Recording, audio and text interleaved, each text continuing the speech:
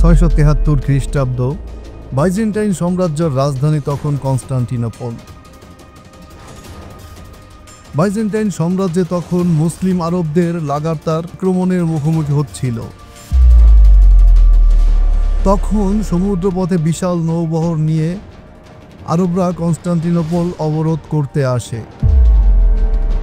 সম্রাট কনস্টান্টাইন চতুর্থ এই বিষয়ে আজ করতে পারে আগে থেকেই, কিন্তু শত্রুর সংখ্যা এত বেশি মনে হচ্ছিল যে প্রতিরোধ করা অসম্ভব। কিন্তু এমন অসম্ভবকে সম্ভব করেছিল একটি অস্ত্র, যে অস্ত্র ব্যবহার করে মুসলমানদের বিশাল বাহিনীকে পরাজিত করা হয়েছিল, যে অস্ত্র ব্যবহার করে পরবর্তীতে কনস্টান্টিনোপল অনেকবার রক্ষা করা হয়েছে। একটা যুদ্ধ জিতিয়ে দেওয়া এই অস্ত্রের নাম গ্রিক ফায়ার। বিধ্বংসী অস্ত্রটি গ্রিক ফায়ার নামে বেশি পরিচিত, তবে অনেকে সামুদ্রিক আগুন বা তরল আগুনের তকমাও দিয়েছেন এই গ্রিক ফায়ারকে।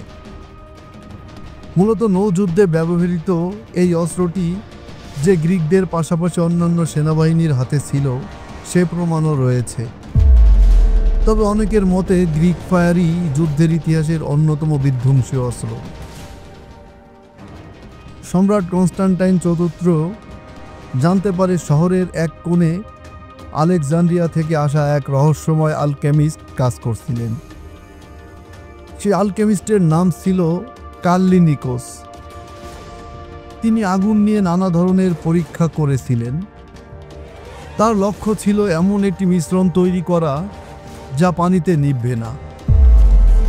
একদিন একটি গোপন গবেষণাগারে কাল্লিনিকোস হঠাৎ করেই এমন একটি রাসায়নিক আবিষ্কার করেন যা জল স্পর্শ করলে আগুন আরও তীব্রভাবে জ্বলতে থাকে। আর এটাই ছিল গ্রিক ফায়ারের জন্ম। সম্রাট এই মিশ্রণ সম্পর্কে শুনে এটি যুদ্ধক্ষেত্রে ব্যবহার করার পরিকল্পনা করেন। কাল্লিনিকোস এই তরল ধার্য পদার্থকে নৌবাহিনীর জন্য বিশেষ সিফন বা পাইপ সিস্টেমের মাধ্যমে ছিটানোর ব্যবস্থা করেন। যুদ্ধের দিন আরবদের বিশাল নৌবহর কনস্টান্টিনোপলের দেয়ালে ঘিরে ফেলেছিল। শত্রু জাহাজগুলো দফায় দফায় হামলা চালাচ্ছিল কনস্টান্টিনোপলের দেওয়ালে। বাইজেন্টাইন নৌসেনারা প্রথমে প্রতিরোধ করতে হিমশিম খাচ্ছিল, কিন্তু এক গভীর রাতে সম্রাট কাল্লিনিকোসের তৈরি অস্ত্র ব্যবহার করার নির্দেশ দেন। বাইজেন্টাইন জাহাজ থেকে হঠাৎ বের হতে থাকে আগুনের তীব্র স্রোত। শত্রুদের জাহাজগুলি মুহূর্তের মধ্যেই জ্বলতে শুরু করে, আর নাবিকরা আতঙ্কিত হয়ে আগুন নেভানোর চেষ্টা করলেও তা সম্ভব হচ্ছিল না, কারণ আগুন জলে নেভার বদলে আরও ছড়িয়ে পড়ছিল। সকলের কাছে মনে হচ্ছিল এ যেন নরকের আগুন। আরব সৈন্যরা ভয় চিৎকার করতে লাগলো। অল্প সময়ের মধ্যে তাদের নৌবহর ধ্বংস হয়ে গেল।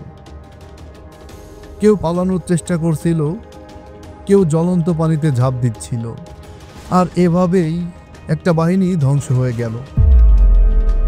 এই যুদ্ধ ছিল বাইজেন্টাইনদের জন্য একটা বড় জয়, আর এই জয়ের পেছনে ছিল গ্রিক ফায়ার নামের এই ভয়ঙ্কর অস্ত্র।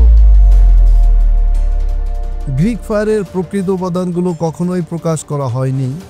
এটি ছিল বাইজেন্টাইন সাম্রাজ্যের সবচেয়ে গোপন অস্ত্র।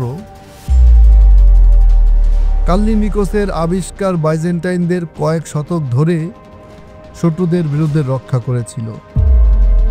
তবে সেই রাসায়নিক মিশ্রণের রহস্য সময়ের সাথে সাথে হারিয়ে গেছে। আজও এটি এক রহস্যময় অস্ত্র হিসেবে ইতিহাসের পাতায় বেঁচে আছে।